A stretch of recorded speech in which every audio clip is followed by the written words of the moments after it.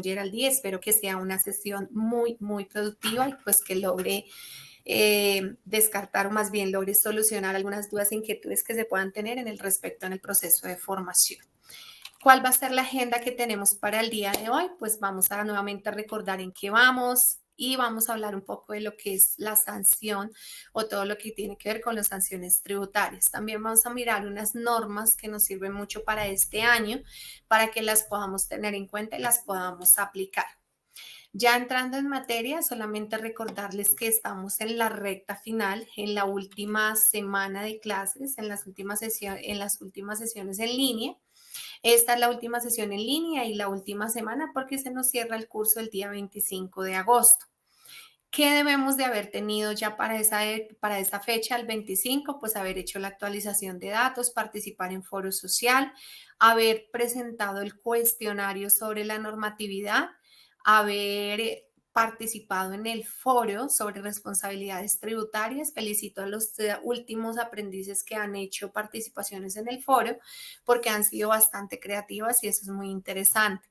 Y por último, haber entregado el estudio de casos. Si bien es cierto, algunos ya me han entregado todas las actividades, a otros todavía les hace falta, solamente para recordarles que tenemos hasta el 25 para poder finalizar con todo el proceso. Listo, Geraldine, tú me decías que en este momento estás en el desarrollo de la tarea número 4. Te felicito, es muy importante que le dediquemos un poquito de tiempo y que hagamos un muy buen análisis. Para el día de hoy, ¿qué vamos a revisar? Entonces, vamos a revisar un poquito sobre el régimen sancionatorio. Como ustedes lo pudieron observar en su material de estudio, este régimen hace relación con lo que tiene que ver con las sanciones que se fijan para todos aquellos contribuyentes, ya estén obligados a declarar o reporten información en otras responsabilidades fiscales.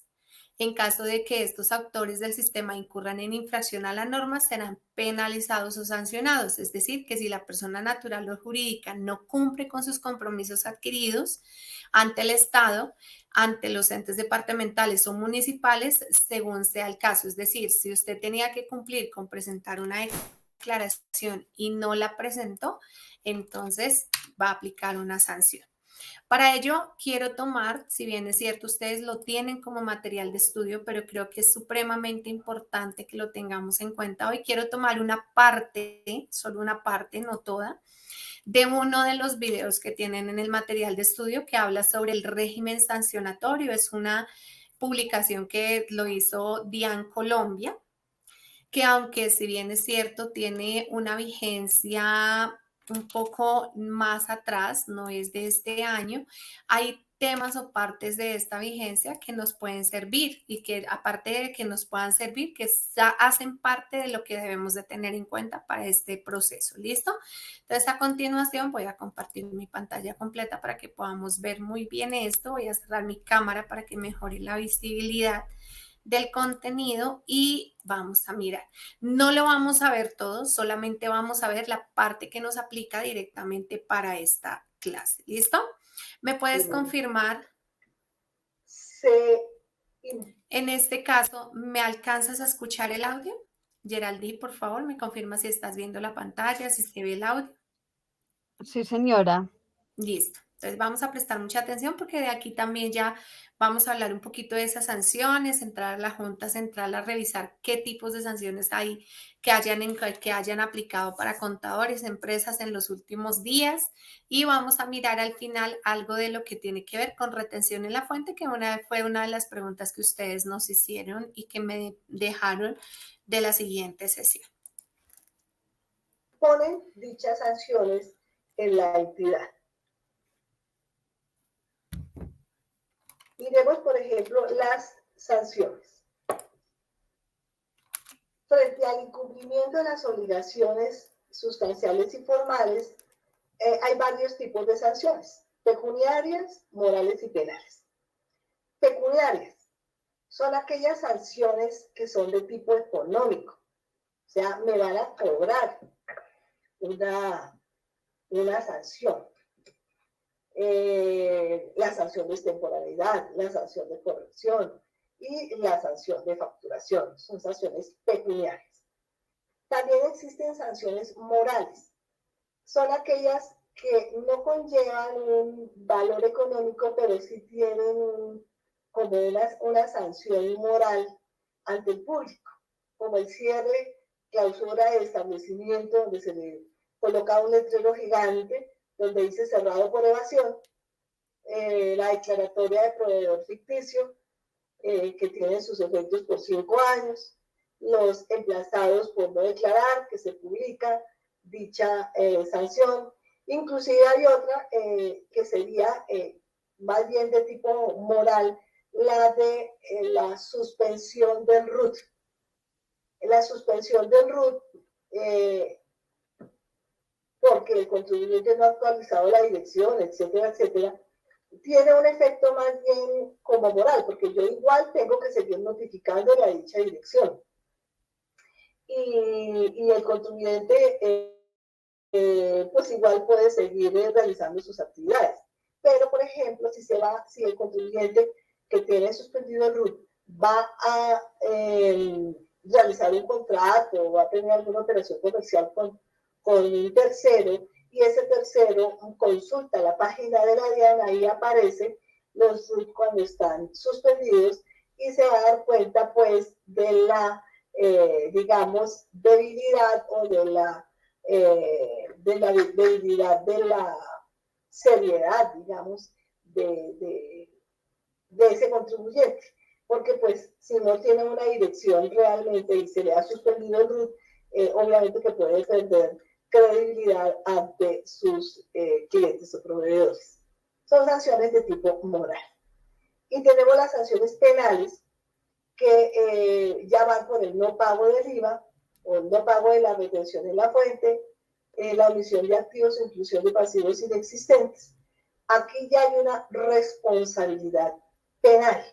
Ya se va a adelantar un proceso ante las fiscalías por las responsabilidades que competen a los contribuyentes, a los representantes legales que se apropiaron de unos dineros, porque cuando hablamos del no pago del IVA y el no pago de la retención en la fuente, es algo que yo le cobré. El IVA, cuando yo le cobro el IVA, se lo cobro al tercero.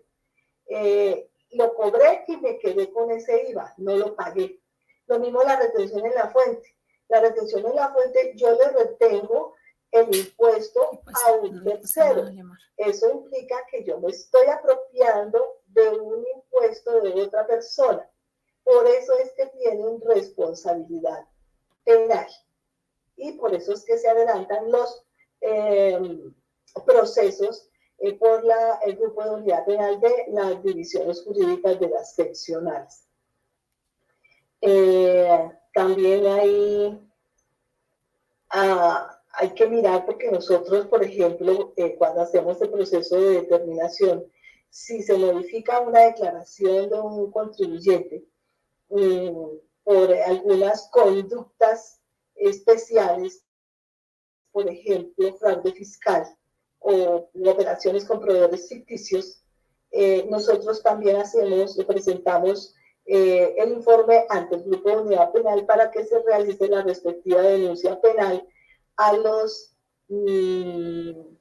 representantes, contadores y revisores de dichas empresas cuando firmaron declaraciones de estados financieros y atendieron visitas, y resulta que realizada la investigación, dicha investigación culminó con un requerimiento especial en donde el argumento es el fraude fiscal y por lo tanto esto conlleva a una denuncia ante el Grupo de Unidad Penal por presuntas irregularidades en ese evento. Entonces, ojo con ese punto. Hablemos de la sanción por extemporaneidad. Artículo 641 del Estatuto Tributario. Esta es pecuniaria, obviamente, y es la sanción que se paga cuando el contribuyente no ha cumplido con la obligación de presentar su declaración. O sea, cuando es omiso. En esos eventos, cuando el contribuyente vaya a presentar la declaración, tendrá que liquidarse el 5% del total del impuesto a cargo o retención sin exceder del 100% del impuesto o retención según el caso. Entonces, ojo, este 5% se calcula por cada mes o fracción de mes de retardo. 5% por cada mes o fracción de mes. Entonces, si yo me he demorado año y pico en presentar una declaración, etcétera, en caso de los omisos, pues obviamente esta va a ser una sanción bastante onerosa, la sanción de extemporaneidad. En el momento en que en la declaración no resulta impuesto a cargo, entonces la sanción se deberá calcular teniendo en cuenta el 0.5% de los ingresos brutos percibidos por el declarante en el periodo objeto de la declaración, por cada mes o fracción de mes de retardo. Entonces, obviamente, es más onerosa inclusive cuando no hay impuesto a cargo. Porque si hay impuesto, por lo menos es el 5%. Si no hay impuesto a cargo, ya tengo que irme al 0.5% de los ingresos brutos percibidos por el declarante, sin exceder de la cifra menor resultante del 5% de dichos ingresos o el doble del saldo a favor si lo hubiere, o de 2.500 VT si no existe saldo a favor. Ahora, si en la declaración omitida, cuando la voy a presentar, no existe tampoco ingresos, ni impuestos, ni ingresos, entonces la sanción de extemporaneidad se debe calcular sobre el 1% del patrimonio líquido del año inmediatamente anterior, o el 1% por cada mes o fracción de mes. Entonces es más alta todavía, tiene que tenerse mucho cuidado en ese punto. Dice, sin exceder la cifra menor resultante de aplicar el 10% de dicho patrimonio, o el doble del saldo a favor si lo hubiere, o 2.500 VT si no existe saldo a favor. Entonces, esta es la forma de calcular la sanción de extemporaneidad. 5% del impuesto a cargo por cada mes o fracción de mes de retardo. Si no hay ingresos, si no hay impuesto, entonces el 0.5% de los ingresos brutos, y si no hay ingresos, entonces el 1% del patrimonio líquido del año anterior, por cada mes o fracción de mes. Esto sin perjuicio de los intereses de mora a que haya lugar. Entonces, ese es el cálculo de la sanción de extemporaneidad. Si el contribuyente no presenta su declaración voluntariamente, entra la administración a hacer el proceso sancionatorio y de omiso. Como lo veremos adelante, es un doble proceso el que se le adelanta a los omisos. El primero es el sancionarlo por no haber declarado. Entonces, en este caso, viene el artículo 643 y nos indica que la sanción por no declarar, aquí ya es cuando la DIAN la calcula. La extemporaneidad del artículo 641 es cuando el contribuyente la calcula. Y la sanción por no declarar del 643 es cuando la DIAN la calcula, lo va a sancionar porque no declaró. Entonces va el 20% del valor de las consignaciones bancarias o el 20% de los ingresos brutos del periodo al cual corresponda a la declaración de los que pueda determinar la administración, o el 20% de los ingresos brutos que le figuren en la última declaración presentada, el que fuera superior. Aquí ya viene es la sanción por no declarar.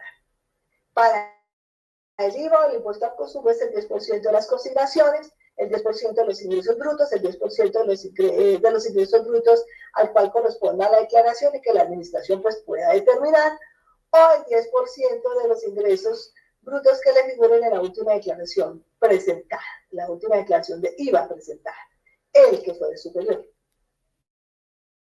Y la sanción por no declarar para la retención en la fuente es el 10% de los cheques girados, o el 10% de los costos y gastos del periodo al cual corresponda la declaración no presentada, o el 100% de las retenciones que le figuren en la última declaración de retenciones presentada, el que fuere superior.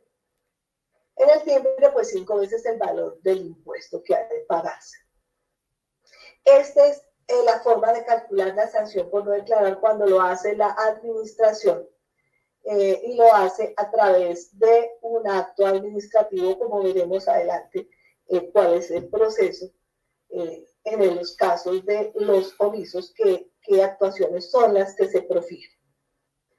Esta sanción tiene una oportunidad de reducción si dentro del término para interponer el recurso contra la resolución que impone la sanción por no declarar, el contribuyente presenta la declaración, la sanción se podrá reducir al 10% del valor de la sanción inicialmente propuesta por la DIAN.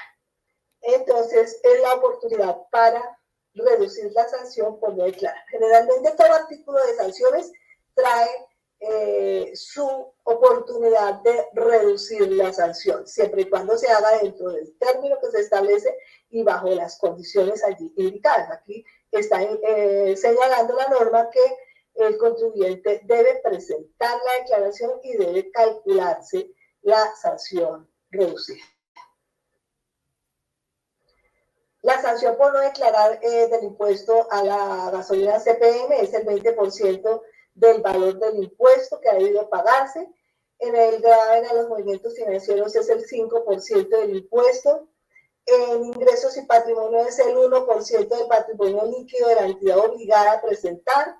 En el impuesto a la riqueza es el 160% del valor del impuesto determinado. En el monotributo, el 1.5% del valor del impuesto que ha debido pagarse. Y en activos al exterior, el 5% del patrimonio bruto de la última declaración de renta o el 5% del patrimonio bruto que le determine la DIAN. Entonces, ya todas estas son las tarifas señaladas para la sanción por no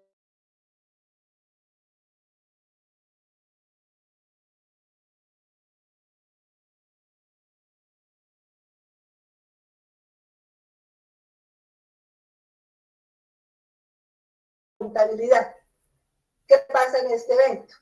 Cuando la DIAN requiera a un contribuyente para que le presente los libros de contabilidad, los soportes de su contabilidad y el contribuyente no cumpla con dicha obligación, pues se impone la sanción señalada en el artículo 655 del Estatuto, que dice: sin perjuicio del rechazo de los costos y deducciones, impuestos descontables, exenciones, descuentos tributarios y demás conceptos que carezcan de soporte o que no sean plenamente probados de conformidad con las normas, la sanción por libros de contabilidad será del 0.5% del mayor valor entre el patrimonio líquido y los ingresos netos del año inmediato, del año anterior al de su imposición, sin exceder de 20.000 UVTs. Entonces, ojo con este punto. Si el contribuyente se le solicita la presentación de los libros de contabilidad mediante una autoinspección tributaria y no presenta dichos libros, se le calculará la sanción por irregularidades en la contabilidad. Una vez calculada, se puede reducir dicha sanción porque el artículo 656 así lo señala. Dice que se puede reducir a la mitad cuando se acepte el valor de la sanción después del traslado del pliego de cargos y antes de que se le haya proferido la resolución sanción, se le podrá reducir a la mitad. Y si ya se profirió la resolución sanción, dentro del término para interponer el recurso, él podrá reducir la sanción al 75% de su valor, siempre y cuando acepte los hechos y se desista de interponer el recurso respectivo. Entonces, importantísimo el tema de la presentación de los libros y la sanción que se acarrea por no cumplir con dicha obligación. Listo, lo vamos a dejar así para no extenderme tanto dentro de lo que tengo programado para la actividad del día de hoy. Sin embargo, la invitación es que ustedes en casa terminen de ver el video, ¿listo? Bueno, veo que alguien más se conectó. Joana, muy buenos días, ¿cómo has estado? Espero que estés muy bien.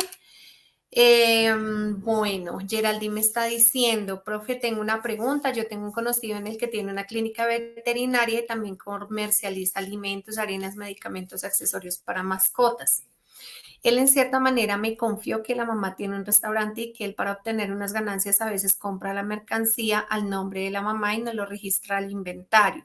Ahí estaría violentando el artículo 647 del Estatuto Tributario y cuando la DIAN lo requiera sancionará, pero yo creo que él también está perjudicando el negocio de la mamá porque ella está generando pasivos inexistentes porque pues las actividades económicas son diferentes a esto y estás en todo lo cierto, Geraldine. Lo que sucede es que muchas veces cuando tenemos un negocio se nos olvida que debemos de cumplir con unas obligaciones formales y digamos que no sé, pero hay una cultura en la cual se piensa que evadiendo impuestos es la mejor alternativa y definitivamente no es la mejor alternativa. ¿Por qué? Porque el impuesto como tal, dependiendo del tipo de sociedad que se tenga, si usted evade impuestos y no cumple con sus deberes formales, lo que va a hacer es que probablemente hasta su patrimonio puede estar comprometido. Hago la aclaración, dependiendo del tipo de sociedad que usted tenga constituido.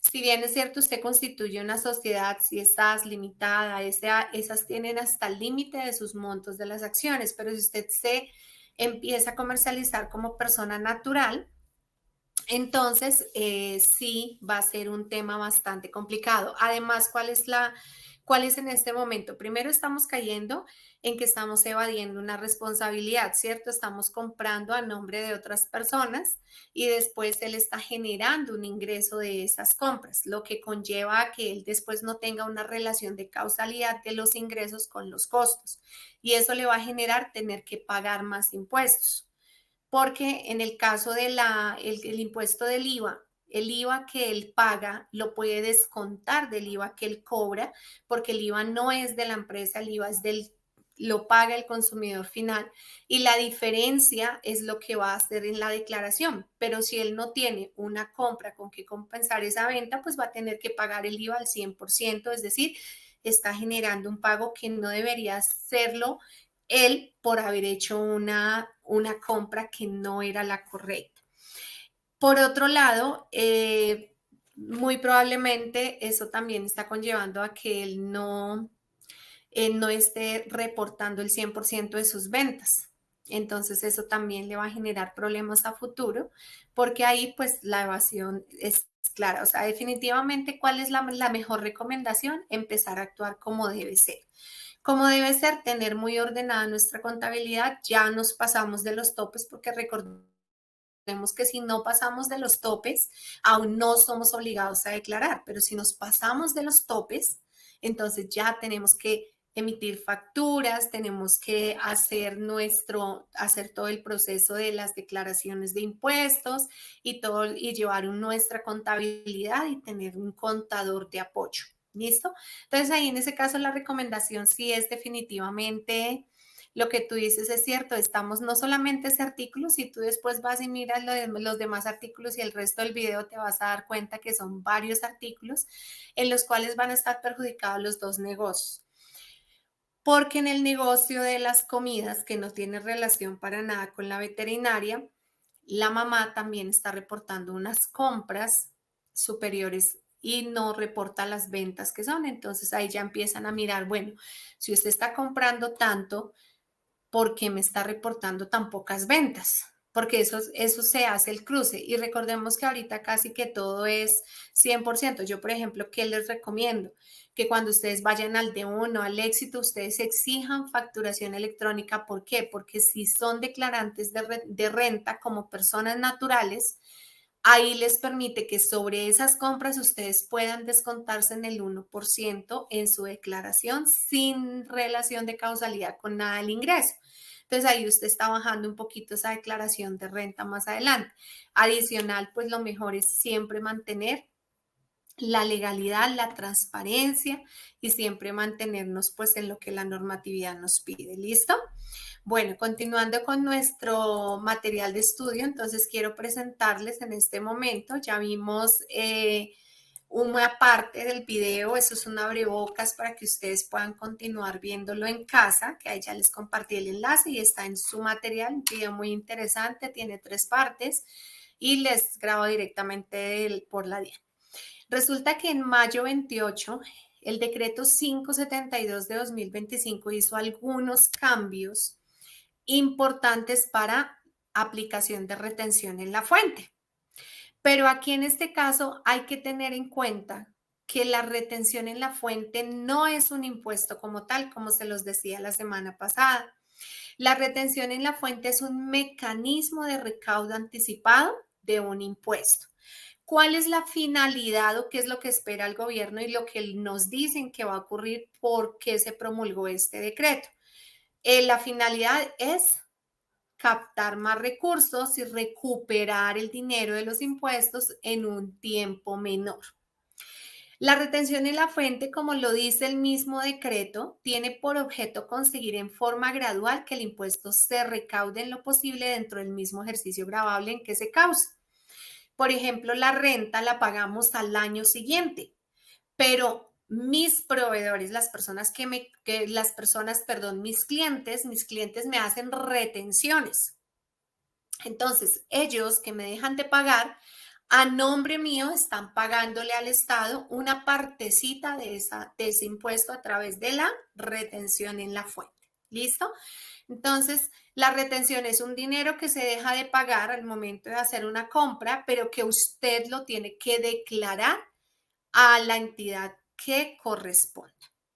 El recaudo gradual del impuesto a través del mecanismo de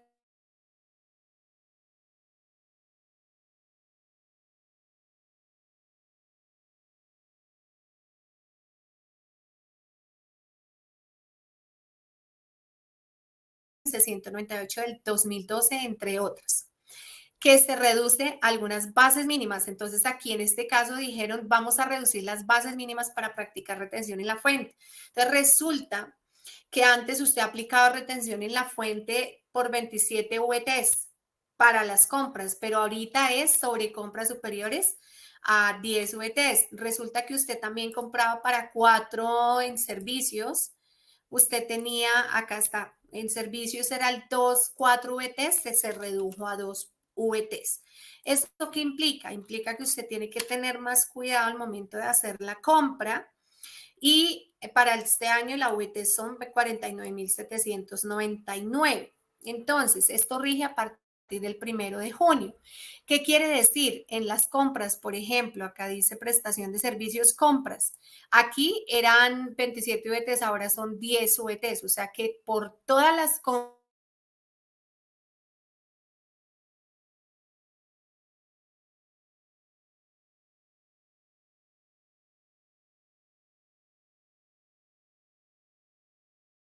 no aplica la retención en la fuente por renta, que es específicamente esta, en los casos en que el declarante es autorretenedor. Entonces aquí vamos a mirar un poquito también una de las preguntas que me hacían hace 8 días y es, profe, ¿cómo yo sé a quién le tengo que retener? Entonces yo siempre las retenciones las manejo. Voy a hacerles acá una pequeña tabla. Voy a hacer una tabla. Entonces, en estas retenciones en la fuente usted tiene que ponerse en 2 situaciones. En quién compra. Primero, en cuál es el concepto de la retención. ¿Quién compra y quién vende? ¿Listo? Entonces, para el concepto de retención en la fuente por renta, la renta es el anticipo, este lo llamamos o lo reconocemos como retefuente. ¿Listo? Si el que compra es un régimen común, y este le compra, voy a eliminar esta para no enredarnos y que me dé más bien más espacio.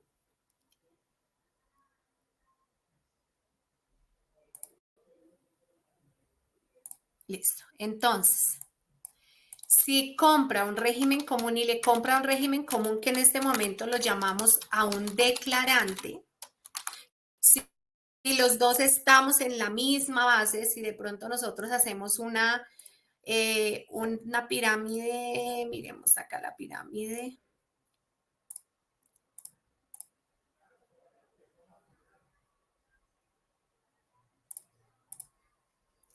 Aquí. Resulta que para efectos de retenciones tenemos que aquí están las empresas del Estado. Después de acá están los gran contribuyentes que también pueden ser o pueden ser gran contribuyentes solitos. O sea, dentro de este tenemos el gran contribuyente y tenemos el autorretenedor. Tenemos el declarante y también este mismo puede ser autorretenedor y tenemos la persona natural. ¿Listo? En este triángulo que ustedes observan acá es donde vamos a empezar a mirar cómo aplican las retenciones. Entonces aquí les quito esto y vamos a mirar acá esta tablita. Entonces ubíquense bien.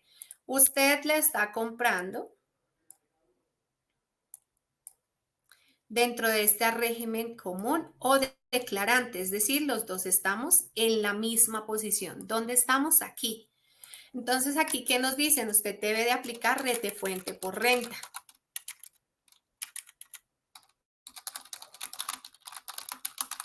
¿Qué tarifa? Depende. Depende qué está haciendo usted. Si le está pagando un honorario o una comisión, dice que es el 11% si es declarante y el 11% si es no declarante, es decir, persona, no, sí, estoy bien, perdón. 11% declarante, 10% no declarante, es decir, persona natural. Si es por servicio, si es por compras, contratos de consultoría, administración delegada, el 10%.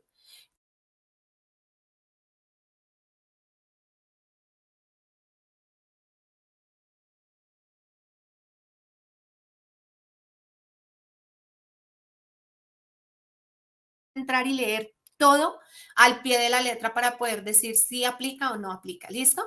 Pero entonces aquí, ¿qué es lo que tengo que tener en cuenta? Primero, el hecho económico, es decir, ¿qué es lo que estoy comercializando? ¿Cuál servicio me están prestando? Y segundo, ¿cuál es la base que aplica? Salarios y pagos o abonos en cuenta, pagos laborales, indemnizaciones laborales, tienen retención en la fuente desde el 1%. Compras generales a personas declarantes, es decir, aquí dice que es el 2.5%. Si me voy para servicios, en servicios me dice que es el 4%, pero sobre una base de 99.598. Entonces, para aplicar la retención tengo que tener en cuenta, primero, el régimen, y segundo, el monto. Obviamente, este monto no obliga a que siempre tenga que esperar. Cuando anteriormente se decía que si ya es una persona a la que le compramos constantemente, entonces muy probablemente ya la retención sea como política de la empresa y sobre todas las compras. Pero ¿qué dice la normatividad? Si en el día usted pasó de la base, aplique. Si no se pasó y compró una hoy y compró otra en 15 días, no cumple con la obligación de retener porque es como las compras que usted haga en el día. ¿Listo? Pero algunas empresas dicen, no, pues yo le compro cada 8 días, algunas veces se pasa, otras veces no.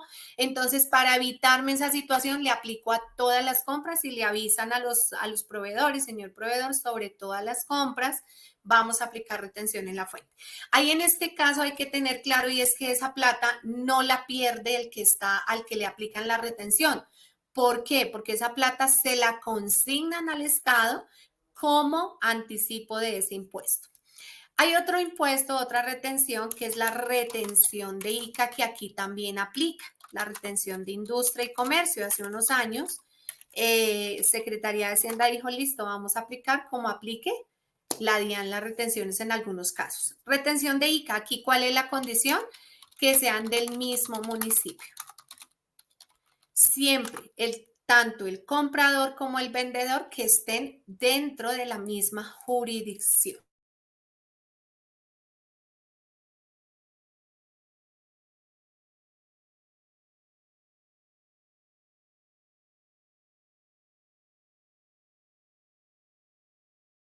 Si usted en Bogotá no tiene negocios y la compra la está reportando directamente desde Pereira, en este caso no aplica la retención en la fuente. ¿Listo?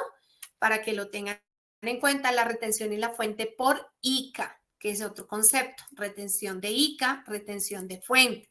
Retención en la fuente me anticipa la renta. Retención de ICA me anticipa impuesto de industria y comercio, porque tienen que estar en la misma jurisdicción porque cada municipio establece sus retenciones. Vamos con cuando usted le compra a un régimen común, pero ese régimen común es autorretenedor, es decir, es declarante autorretenedor. Resulta que la autorretención es por opción. ¿Qué quiere decir por opción? Que usted va y le dice a la DIAN, DIAN, yo cumplo con mis obligaciones tributarias en cuanto a retención y necesito que en este caso yo mismo me autorretengo. Entonces, usted se autorretiene. En ese caso, como es autorretenedor por renta, no aplica la retención en la fuente por renta. ¿Listo? Cuando el que compra, aquí vamos acá en el que compra es un gran contribuyente y le está comprando a un régimen común o a un declarante, para que no nos confundamos. Aún el declarante no es autorretenedor, solo es declarante. Entonces, en este caso, el gran contribuyente debe de aplicar retención en la fuente por renta, retefuente por IVA, porque el IVA sí va de mayor a menor, es decir, el pez grande se come al chico, empresa del Estado le aplica a todos, gran contribuyente o gran contribuyente autorretenedor le aplica a todos los que están ahí abajo. El declarante le aplica a persona natural. ¿Listo? Entre los mismos no nos aplicamos, pero de arriba para abajo sí. Entonces, en este caso, aplicaría retefuente por renta, retefuente por IVA, retefuente por ICA, siempre que sea el mismo municipio. Si quien declara,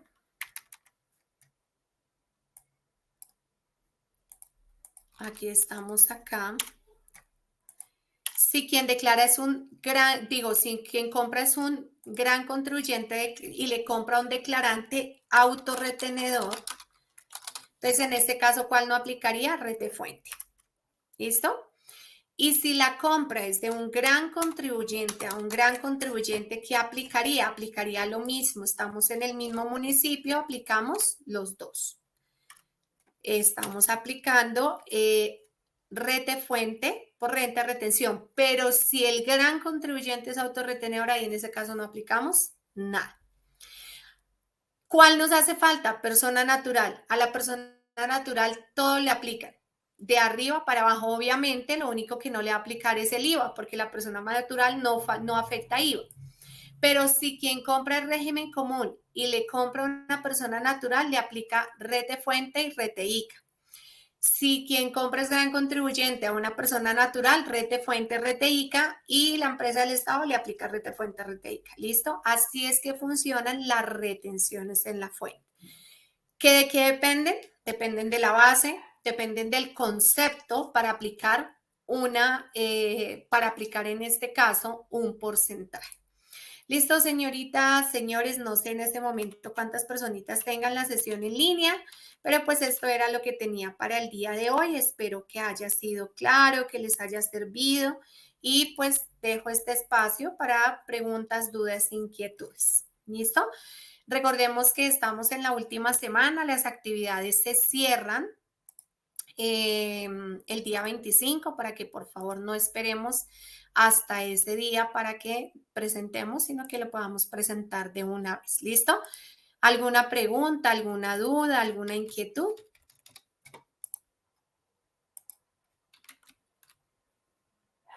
Puede ser por el chat, puede ser por el micrófono. ¿Dudas, preguntas, inquietudes? Señora, cuéntame, Geraldine, te escucho. Si puedes abrir tu micrófono, mucho mejor.